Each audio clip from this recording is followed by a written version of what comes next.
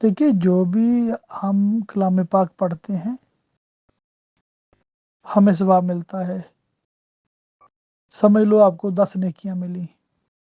آپ نے دعا کی کہ اس کا ثواب پیارے آقا صلی اللہ علیہ وسلم کی بارگاہ میں پہنچے، تو پیارے آقا علیہ الصلوۃ والسلام کی طرف بھی 10 نیکیاں پہنچ گئیں. آپ کی 10 کام نہیں ہوئیں، آپ کی 10 وہیں پر ہیں. اتنی ہی نیکیاں جن کو آپ نے سال ثواب کیا ان کے نام اعمال میں چلے گئیں.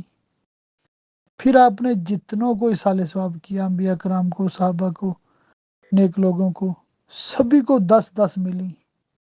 آخر میں بالخصوص اپنے کسی مرحوم مرحومہ کے لیے اصال ثواب کیا، اس کو بھی 10 مل گئیں. تو یہ ادب کا تقاضا ہے کہ بزرگوں کو پہلے اور بعد والوں کو بعد میں. ویسے اگر کوئی دعا کر دیتا ہے یا اللہ عز و جل جو میں نے نیک کام کیا ہے جس پہ تیری رحمت سے 10 نیکیاں ملی، سارے مسلمان جنوں انس کو اس کا ثواب پہنچے، بس اس میں سارے آ گئے، تو اللہ کی رحمت سے ہر ایک کے نام اعمال میں 10 نیکیاں جائیں گی. جتنے زندہ ہیں، جتنے فوت ہو گئے ہیں، سبھی کے. اور آپ کی 10 وہیں کی وہیں ہیں، کوئی کمی نہیں آئی. یہ ہے ایصال ثواب کا مفہوم اور خلاصہ.